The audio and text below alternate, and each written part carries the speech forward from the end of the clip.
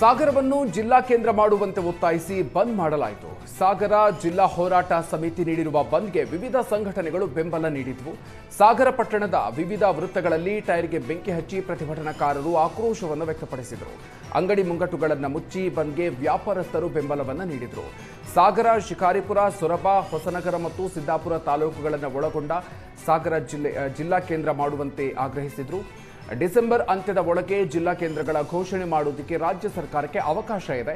ಹೀಗಾಗಿ ಜಿಲ್ಲಾ ಕೇಂದ್ರ ಘೋಷಣೆ ಮಾಡಿ ಕೇಂದ್ರ ಸರ್ಕಾರಕ್ಕೆ ಪ್ರಸ್ತಾವನೆ ಸಲ್ಲಿಸಬೇಕು ಅಂತ ಒತ್ತಾಯಿಸಲಾಯಿತು.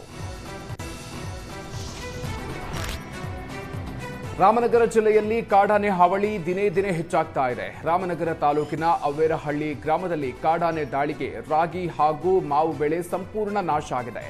ಗ್ರಾಮದ ರೈತ ಮಹಿಳೆ ಮೀನಾ ಅನ್ನೂರಿಗೆ ಸೇರಿದ ಜಮೀನಿನಲ್ಲಿ ಕಾಡಾನೆ ದಾಂಧಲೆ ನಡೆಸಿದೆ.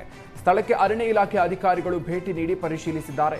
ಕಾಡಾನೆ ಉಪಟಳ ತಡೆಯುವಂತೆ ಅರಣ್ಯ ಇಲಾಖೆಗೆ ಗ್ರಾಮಸ್ಥರು ಮನವಿ ಮಾಡಿದ್ದಾರೆ.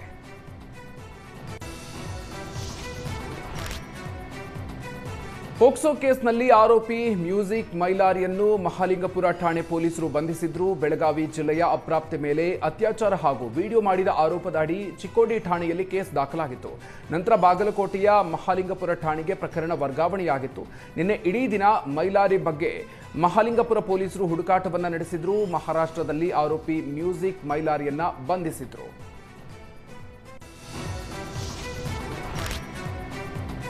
ಅಬಕಾರಿ ಇಲಾಖೆ ವಿರುದ್ಧ ಮಹಿಳಾ ಮಣಿಯರು ರೊಚ್ಚಿಗೆದ್ದಿದ್ದಾರೆ. ಬೆಂಗಳೂರಿನ ಲಿಂಗಧೀರನ ಬಳಿ ಮಹಿಳೆಯರು ಪ್ರತಿಭಟನೆಯನ್ನ ನಡೆಸಿದರು. ಸಪ್ತಗಿರಿ ಟಾನಿಕ್ ವಿರುದ್ಧ ಡಿ ಗ್ರೂಪ್ ನೌಕರರ ಬಡಾವಣೆಯ ಜನರು ಪ್ರತಿಭಟಿಸಿದರು. ಬಾರ್ ಮುಚ್ಚುವಂತೆ ಮಹಿಳೆಯರು, ಪುರುಷರು ಒತ್ತಾಯಿಸಿದ್ರು. ನಮ್ಮ ಏರಿಯಾದಲ್ಲಿ ಬಾರ್ ಬೇಡವೇ ಬೇಡ ಅಂತ ಮನವಿಯನ್ನ ಮಾಡಿದ್ರು. ಇಲ್ಲಿಂದ 300 ಮೀಟರ್ ಹೋದ್ರೆ ಮುಖ್ಯ ರಸ್ತೆ ಇದೆ. ಇದು ರೆಸಿಡೆನ್ಷಿಯಲ್ ಏರಿಯಾ ಆಗಿದ್ದು ಬಾರ್ ಬೇಡ ಅಂತ ಆಕ್ರೋಶವನ್ನ ವ್ಯಕ್ತಪಡಿಸಿದ್ರು. ಮಹಿಳೆಯರಿಗೆ ಹೆದರಿ ಬಾರನ್ನ ಕ್ಲೋಸ್ ಮಾಡಲಾಯಿತು.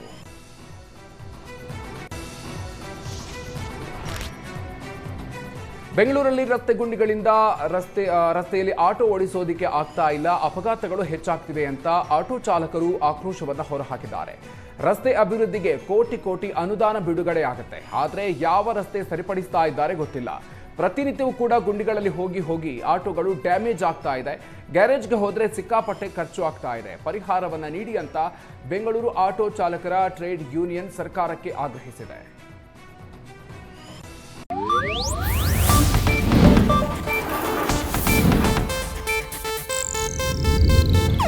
ಇದು ಏಷ್ಯಾನೆಟ್ ನ್ಯೂಸ್ ನೆಟ್ವರ್ಕ್ ಪ್ರಸ್ತುತಿ.